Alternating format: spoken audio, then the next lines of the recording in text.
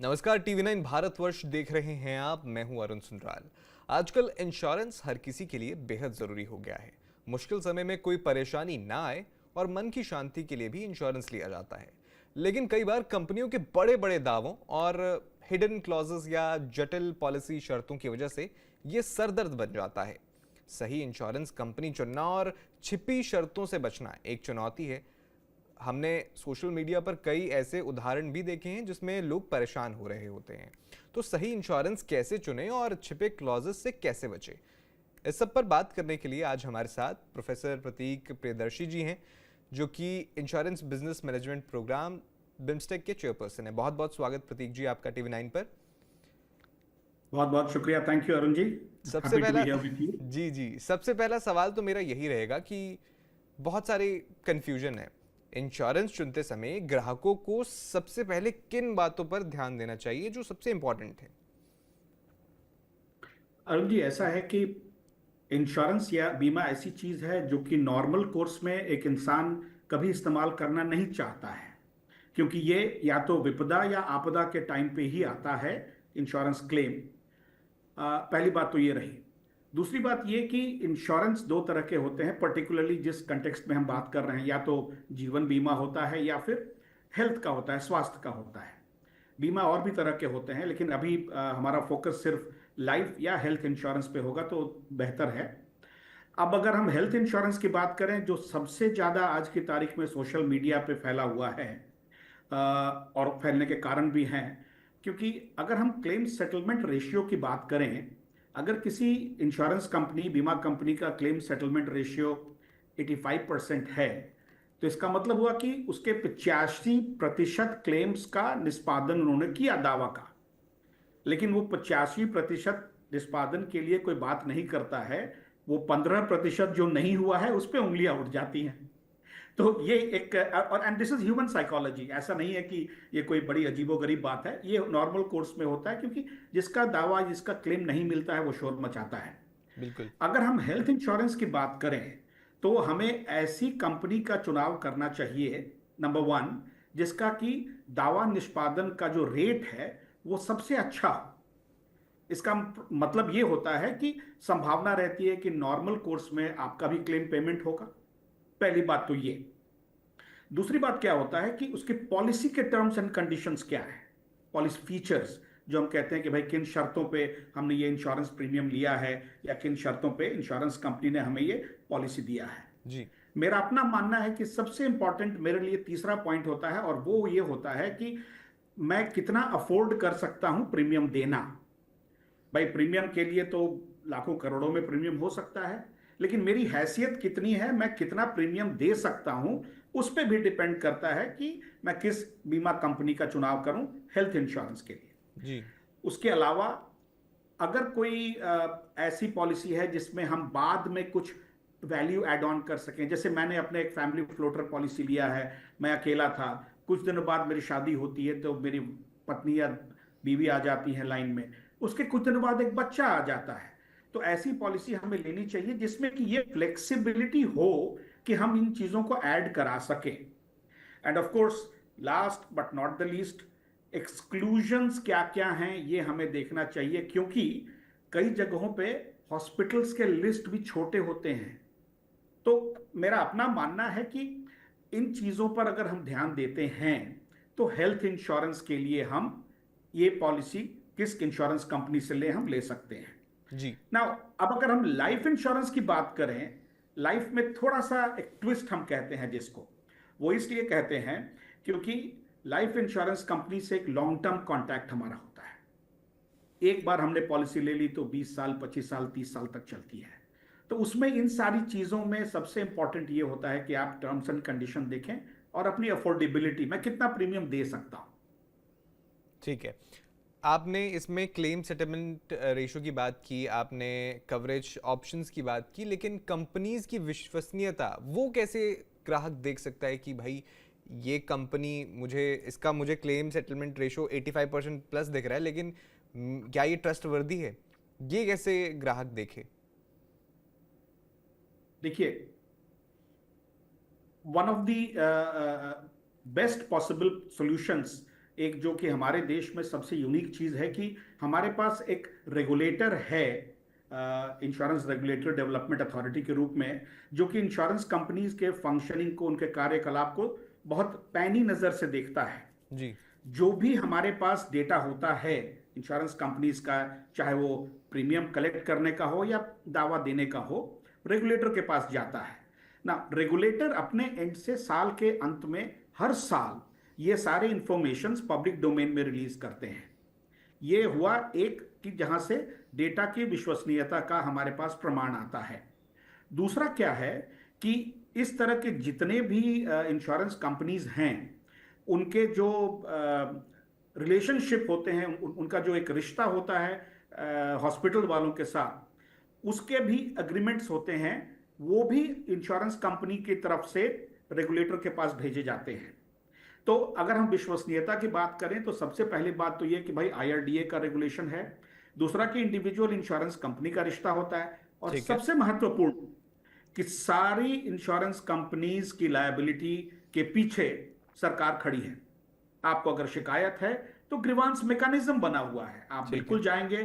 कई बार लोग जाते भी हैं और उनका बिल्कुल। निष्पादन भी होता है। ग्रीवांस मैकेनिज्म पर भी बात करेंगे, लेकिन सबसे बड़ी दिक्कत क्या आती है जब भी मुश्किल पड़ती है, कोई मुश्किल समय आता है, हम इंश्योरेंस का क्लेम लेने जाते हैं, जो सेटलमेंट है वो कभी कभी कभार इस वजह से फंस जाती है कि कुछ हिडन क्लॉजेस थे जो दर्शकों या ग्राहकों ने जो है नहीं देखे इंश्योरेंस लेते हुए।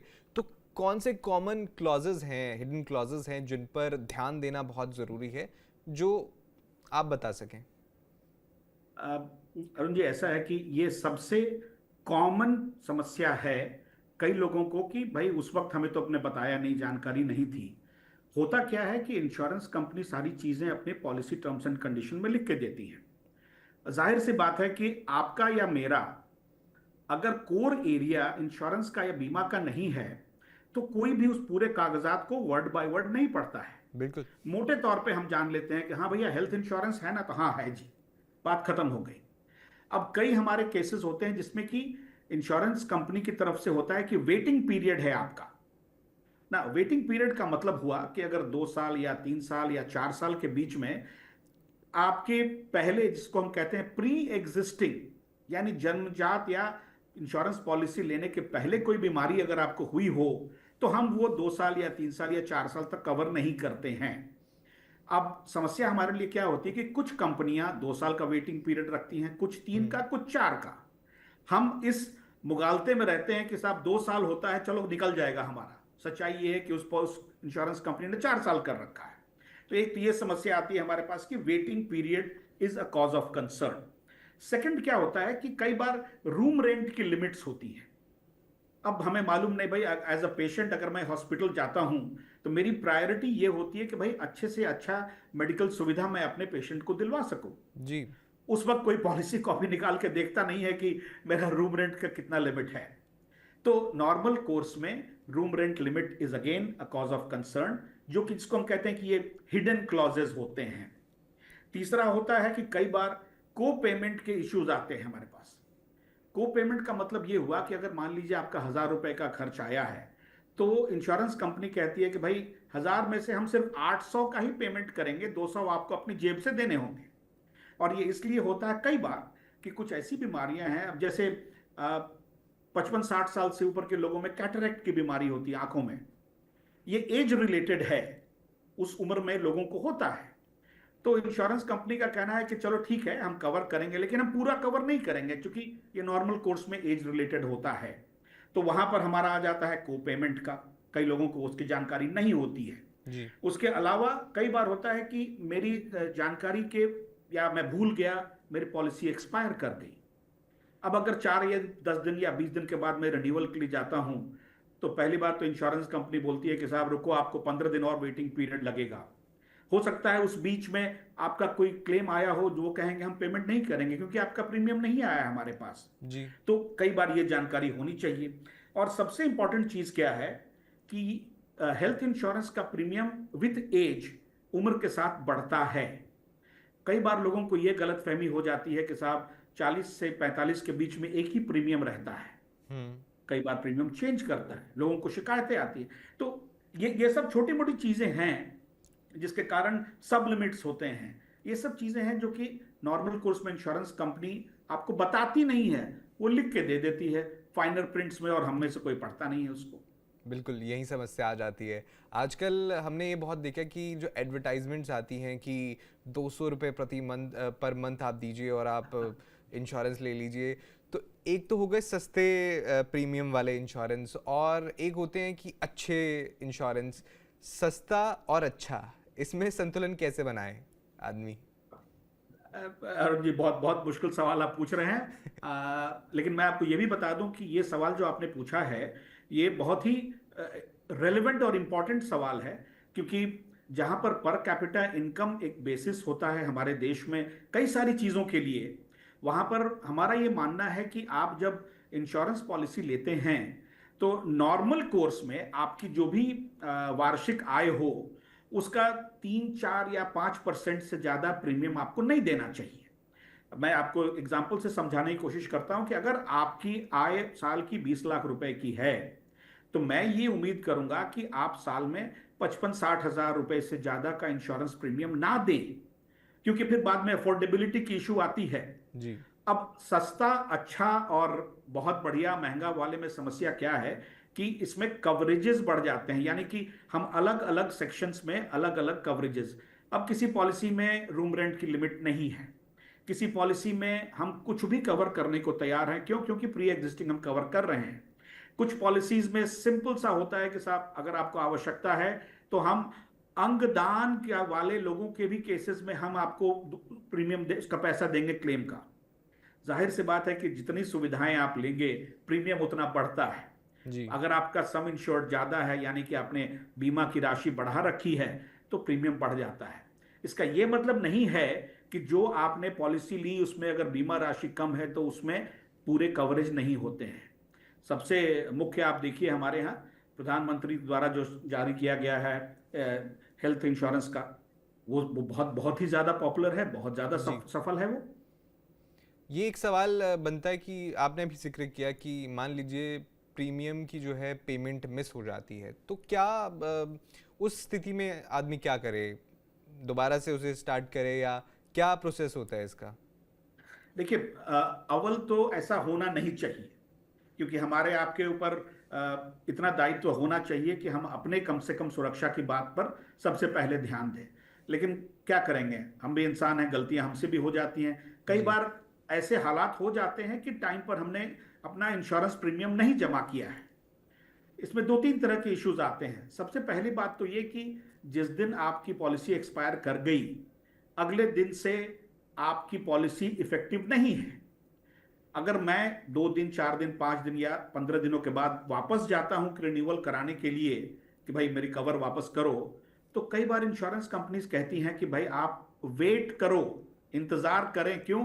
क्योंकि आपका ब्रेक इन इंश्योरेंस है ना। ये एज अ क्लाइंट मुझे अच्छा नहीं लगता है, क्योंकि भाई जब मैं पैसे दे रहा हूं तो आप कवर करें। कुछ कंपनियां करती हैं। दूसरा क्या होता है कि कुछ कंपनियां 15 से 30 दिनों का ग्रेस पीरियड देती हैं कि भाई ठीक है, हो सकता है, जैसे कोविड के दिनों में काफी तमाशा हुआ था, ऑफिसेज खुले नहीं थे, कई लोगों के पास ऑनलाइन सुविधाएं नहीं थी, तो इंश्योरेंस प्रीमियम जमा करने में तकलीफ हो रही थी। इनफैक्ट सरकार ने प्रोएक्टिवली इसमें इतना समय लिया था कि 30 दिनों के लिए, 60 दिनों के लिए ये सुविधा दी थी कि भाई आपकी पॉलिसी कंटिन्यू कर रही है, ताकि कोई क्लेम आए तो उसका पेमेंट हो सके। तो कुछ कंपनियां ये सुविधाएं देती हैं कि भाई 15 दिन या 30 दिनों के बीच में अगर आप नॉर्मल कोर्स में रिन्यूअल करा रहे हैं तो हम आपको सारी सुविधाएं बरकरार रखेंगे। मेरा अपना मानना यह है कि हेल्थ इंश्योरेंस या लाइफ इंश्योरेंस ऐसी चीजें हैं कि इस पे अपनी तरफ से कोताही नहीं होनी चाहिए। जी। बहुत सारे लोग इंश्योरेंस को एज एन इन्वेस्टमेंट भी देखते हैं कि प्रीमियम भरते रहे, और अगर उस इंश्योरेंस का इस्तेमाल ना हो तो वापस कुछ जो पैसा वापस भी आ जाता है। तो इसे आप कैसे देखते हैं, और ये वाले जो इंश्योरेंस है इन्हें चूज करते वक्त क्या ध्यान में रखना चाहिए? अरुण जी, मेरा सबसे पहला मानना यह है कि insurance is not an investment, it is a protection. पहली सबसे इंपॉर्टेंट मुख्य बात यह है कि इंश्योरेंस को कभी भी इन्वेस्टमेंट के रूप में नहीं देखना चाहिए, इट इज अ प्रोटेक्शन। इस कहने के बाद भी जैसे टर्म इंश्योरेंस हमारा क्या होता है, भाई कल आप हो ना हो, सुविधा होनी चाहिए, उसमें इन्वेस्टमेंट का तो कोई स्कोप ही नहीं है। अगर मैं ही नहीं हूं तो फिर बचता क्या है। हाँ, हेल्थ इंश्योरेंस के केस में हम ये मान सकते हैं कि भाई आपदा के पहले हम अपनी तैयारी करते हैं, हर साल हम इंश्योरेंस पॉलिसी दे रहे हैं। आप उस मायने में कह सकते हैं कि हमने इन्वेस्टमेंट करके रखा है कि अगर कल कोई प्रॉब्लम आएगी तो मैं, मेरे पास सम इंश्योर्ड 50 लाख 1 करोड़ जो भी है कि हेल्थ के रिलेटेड इश्यूज के लिए हो सकता है। लेकिन सबसे इंपॉर्टेंट चीज क्या है कि इन्वेस्टमेंट और इंश्योरेंस को दोनों को अलग रखें। हालांकि बिल्कुल। हम दोनों चीजें साथ ही साथ करते हैं, लेकिन इंश्योरेंस को हमेशा प्रोटेक्शन के रूप में देखें, जी, इन्वेस्टमेंट ना देखें। क्योंकि मैंने ना बहुत बार ये देखा है, जो एजेंट्स होते हैं वो इस तरह की स्कीम्स ऐसे बेचते हैं, जैसे आपने बिल्कुल ये बात की कि नहीं होना चाहिए, लेकिन मनी बैक या यूलिप ऐसी स्कीमें जो हैं वो इन्वेस्टमेंट के तौर पर बेचते हैं। तो मुझे लगता है आपको उस पर थोड़ी सी लाइट डालनी चाहिए। अरुण जी, ऐसा है कि ये ज्यादातर केसेस में आप देखेंगे तो लाइफ इंश्योरेंस के केसेस में आता है। जी। जैसे टर्म लाइफ इंश्योरेंस का हम जिक्र करते हैं ना, term life insurance pure risk cover करता है, उसमें इन्वेस्टमेंट नहीं है और इसीलिए उसका प्रीमियम कम होता है। लेकिन एजेंट या ब्रोकर जो इंटरमीडियरी आपका है वो आपको ये नहीं बताएगा। वो इसलिए क्योंकि उसमें उसका फायदा नहीं है। जी। वो आपको यूलिप इसलिए बताता है क्योंकि यूलिप का प्रीमियम ज्यादा है। और हम और आप ये देखते हैं कि अच्छा, शॉर्ट टर्म में हमें कुछ पैसा मिल रहा है। साहब, पैसा तो आप ही का था, आप ही ने डाला है, वही आपको वापस आ रहा है, उसमें जी। प्रोटेक्शन नहीं है। टर्म लाइफ में प्रोटेक्शन होता है, इसलिए उसका प्रीमियम कम होता है। और मेरा अपना मानना है कि टर्म लाइफ ही कराना चाहिए हम लोगों को। यूलिप वो कराते हैं जिनके पास ऑलरेडी टर्म लाइफ चल रहा है, उसके अलावा हमने ये कराया है। बिल्कुल। एग्जैक्टली यही बात सच है अगर हम एंडाउमेंट पॉलिसी की बात करते हैं तो। क्योंकि हमारे लिए सबसे इंपॉर्टेंट चीज क्या है कि एकजुट एक मुश्त इतना पैसा हमारे पास नहीं रहता है कभी भी कि अगर कल कोई हमारी तबीयत खराब होती है या आपदा आती है तो हम उतना पैसा लगा सके। तो इसको आप प्रोटेक्शन के रूप में देखें, इन्वेस्टमेंट ना देखें। और पर्सपेक्टिव, इसलिए मैंने कहा आपको एजेंट का, क्योंकि एजेंट या ब्रोकर को आप दोष नहीं दे सकते हैं, वो बिजनेस कर रहा है, उसको अपने धंधे से मतलब है। तो भाई पॉलिसीज हैं, आपके लिए भी हैं, सब है, मार्केट में अवेलेबल हैं। जी। हमारी आपकी समझदारी पर निर्भर करता है कि हम उससे सवालात करके सही पिक्चर ले सकें। आपने एक सवाल पूछा था मैंने, आपने बताया था कि सैलरी का इतना परसेंट या आपकी पर एनम इतनी सैलरी है तो आप इतने परसेंट तक आप इंश्योरेंस का प्रीमियम रखिए। मैं चाहता हूं कि आप ज़रा आसान भाषा में हमारे दर्शकों को बताइए कि अगर आपकी मान लीजिए इतनी सैलरी है तो आप इतना पैसा प्रीमियम में खर्च कर सकते हैं। मुझे एक पर्टिकुलर सैलरी अगर मेरी है तो मैं कौन सा इंश्योरेंस लूँ, हेल्थ इंश्योरेंस लूँ, टर्म इंश्योरेंस लूँ, एक बार आप ज़रा बताइए। देखिए अरुण जी, अगर हम लाइफ इंश्योरेंस की बात करते हैं, क्योंकि लाइफ इंश्योरेंस इंपॉर्टेंट है हमारे लिए, सिर्फ प्रोटेक्शन के लिए ही नहीं। अगर हम यूलिप लेते हैं तो एक छोटा सा हिस्सा उसमें हम जिसको कहते हैं कि इन्वेस्टमेंट भी करते हैं। लेकिन लाइफ इंश्योरेंस और हेल्थ इंश्योरेंस दोनों साथ साथ चलने चाहिए। अब लाइफ इंश्योरेंस में कितना हमको अपना सम इंश्योर्ड रखना चाहिए? सबसे पहली बात तो ये कि जीवन का या लाइफ का कोई वैल्यू हम नहीं कर सकते हैं, लेकिन फिर भी लाइफ इंश्योरेंस पर्पजेस के लिए, इस स्पेसिफिक मामले के लिए हमारा ये मानना होता है कि 12 से 15 टाइम्स योर एनुअल सैलरी, यानी अगर आपकी सैलरी 20 लाख रुपए की है तो हम ये मानते हैं कि भाई 2 से 2.5 करोड़ या 3 करोड़ तक का आपका जीवन बीमा की पॉलिसी होनी चाहिए। और अगर आप लाइफ इंश्योरेंस की बात करते हैं तो आपका अगर 20 लाख आपकी सैलरी है तो करीब करीब 10 से 15 लाख रुपए तक का आपका हेल्थ इंश्योरेंस पॉलिसी होना चाहिए। अब इसमें दो चीजें हैं। एक तो ये कि जब जीवन बीमा की हम पॉलिसी लेते हैं, आज अगर मैंने 3 करोड़ की पॉलिसी ली है और वो पॉलिसी 20 साल तक चलनी है, आप मुझे ये बताएं कि 20 साल के बाद 3 करोड़ का वैल्यू क्या रहता है? इन्फ्लेशन के बाद 20 साल में जब हम पहुंचेंगे उस वक्त, तो उस वक्त 3 करोड़ का वही वैल्यू होगा जो आज हमारे पास 3 लाख रुपए का है। तो एक ये फैक्टर जरूर देखना चाहिए कि हम क्या करना चाह रहे हैं उस समय। हो सकता है बीच में बाल बच्चों की पढ़ाई का मुद्दा भी आए, शादी भी आए, कि घर में घटना घट जाए। बिल्कुल। हेल्थ इंश्योरेंस में हमारा ये मानना होता है कि जो 10-15 लाख का आप हेल्थ इंश्योरेंस कराते हैं, उसमें दो तीन चीजें ध्यान में रखने वाली होती हैं। एक, आपके परिवार में कितने सदस्य हैं? भाई अगर पति पत्नी 3 बच्चे हैं तो 10 लाख रुपए सफिशिएंट नहीं है आज की तारीख में। किसी अच्छे अस्पताल में अगर आप 5 दिनों के लिए भर्ती हो जाते हैं तो भाई आपका 10 लाख रुपए तो ऐसे ही खर्च हो जाता है। तो उसमें तरीका होता है जिसको हमें कहते हैं टॉप अप कवर, यानी 15 लाख का हमारा बेसिक पॉलिसी है और उसके अलावा हमने एक 25 लाख 50 लाख रुपए का एक टॉप अप कवर लिया है। टॉप अप का जो प्रीमियम होता है कम होता है, क्योंकि उसमें पहले तो 10-15 लाख रुपए आपके हेल्थ इंश्योरेंस वाली पहली पॉलिसी में कवर होते हैं। सो नेट नेट अगर हेल्थ इंश्योरेंस पॉलिसी लेनी है तो 50% और 60% ऑफ योर एनुअल सैलरी, और अगर लाइफ इंश्योरेंस लेना है तो 12 to 15 times your annual salary, इतना तो लेना ही और उसके चाहिए। प्रीमियम दोनों का साथ कितना साथ परसेंट चलेंगे। होना चाहिए? सैलरी का सॉरी, प्रीमियम सैलरी का कितना परसेंट होना चाहिए दोनों इंश्योरेंसेस के लिए? अब 3 से 4 या 5%, उससे ज्यादा नहीं। अब आप ही बताएं ना कि अगर 20 लाख रुपए का अगर मेरी आय है तो मैं अगर उसमें 1 लाख रुपए साल का अगर देने लगा तो फिर अपना तो बैंड बच जाना है। सो नॉर्मली हम लोग 50 से 60 हजार रुपए कहते हैं कि अगर आपके पास 20 लाख आपकी इनकम है तो 50-60 हजार रुपए हेल्थ इंश्योरेंस का करें, और 50-60 हजार रुपए में आपको बढ़िया अच्छा कवर मिलता है। ठीक है। बहुत बार ऐसा भी होता है कि वही मैं एडवर्टाइजमेंट्स की बात कर रहा था, मैंने एक पॉलिसी ली, एक महीने बाद मुझे एक नई अच्छी अच्छी पॉलिसी मिल गई कि वाह वाह ये तो बहुत अच्छा है। तो उस मामले में पॉलिसी पोर्ट करना या उसे अपग्रेड करना और अपने जो बेनिफिट्स हैं उसको लूज ना करें, उसके लिए क्या कर सकते हैं? देखिए, लाइफ इंश्योरेंस में तो ये पोर्टेबिलिटी नहीं है, हम्म। क्योंकि आपने एक बार पॉलिसी ली तो वो लॉन्ग टर्म है, वो 20 साल 25 साल चलती है। हाँ, हेल्थ इंश्योरेंस में पोर्टेबिलिटी होती है, और ये पोर्टेबिलिटी का फायदा तभी मिलता है जब आपकी पॉलिसी एक्सपायर होने के महीने, 1.5 महीने 2 महीने पहले से ही आपने पेपर वर्क अपना कंप्लीट कर रखा है, ताकि जब आपकी नई पॉलिसी शुरू हो नई कंपनी में तो कंटिन्यूटी रह जाए, जी। वो बीच में कोई ब्रेक नहीं आए। अब क्या होता है कि जैसे किसी पॉलिसी में आपके पास है कि 4 साल का वेटिंग पीरियड है, 3 साल मेरी पॉलिसी किसी एक कंपनी में चल चुकी है, अब अगर मैं पोर्ट करके दूसरी कंपनी में जा रहा हूं तो मुझे ब्रेक नहीं चाहिए। और ब्रेक नहीं चाहने का मतलब ये हुआ कि वो मेरी 3 साल काउंट होगी अगले कंपनी में, और अगले कंपनी में 1 साल के बाद मुझे सारे प्री बेनिफिट्स मिलेंगे जो मुझे पहले मिलने वाले थे।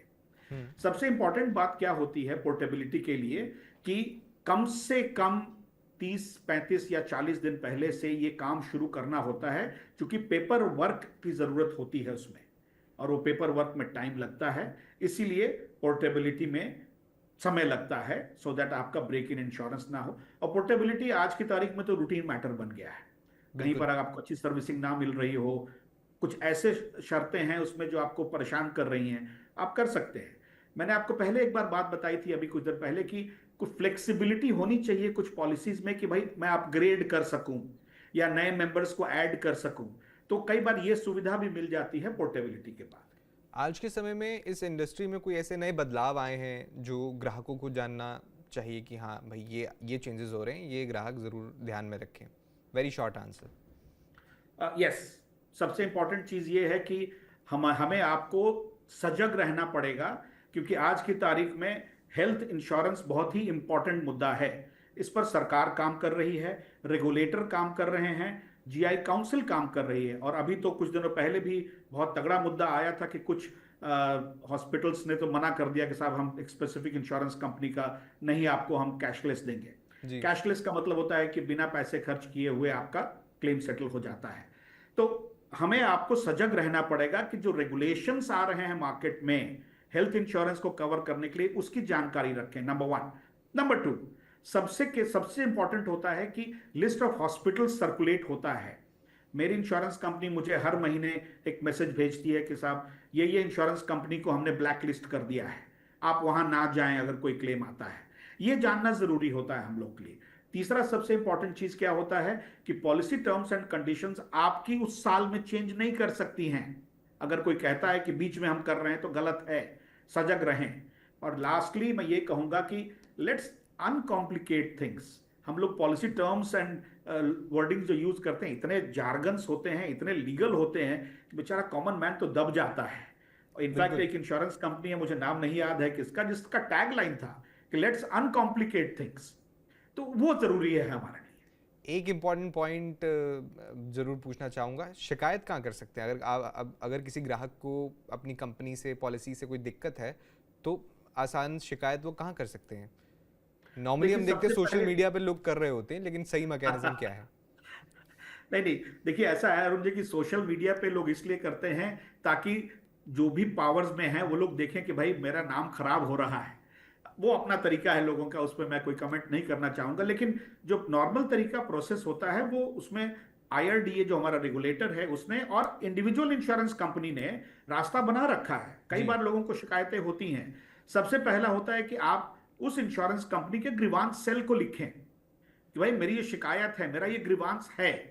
अगर वो सुनते हैं तो अच्छी बात है, नहीं सुनते हैं तो वो कंप्लेन एस्केलेट होकर IRDA के पोर्टल पे जाता है। जी, IRDA के पोर्टल पे जाने का मतलब है नॉर्मली अगर शिकायत है और with in policy terms and conditions होना है तो उसका रेजोल्यूशन हो जाता है नॉर्मली। कुछ ऐसे केसेस होते हैं जो बियॉन्ड दैट, उससे भी आगे बढ़ के होते हैं। कई बार क्वांटम कितना अमाउंट मुझे क्लेम का मिलना है, कितना आपने नहीं दिया है, जहां पर ये अमाउंट का इन्वॉल्वमेंट आता है वहां पे हम सजेशन देते हैं कि आप इंश्योरेंस ओम्बड्समैन के पास जाओ, वहां जी, से फैसला होना चाहिए। इनफैक्ट मुझे याद है बहुत पहले जब मैं अंडरराइटिंग में हुआ करता था, आज से करीब 20 साल पहले की बात है ये।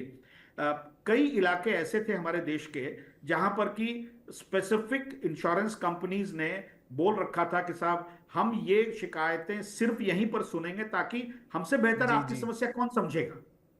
जी। अगर आप उसमें चलिए, सेटिस्फाइड नहीं होते हो तब आप आगे कंप्लेन करो। बहुत बहुत शुक्रिया प्रतीक जी, आपने हमारे दर्शकों के साथ ये बेहद अहम और बेहद ज़रूरी जानकारी साझा की। बहुत बहुत धन्यवाद।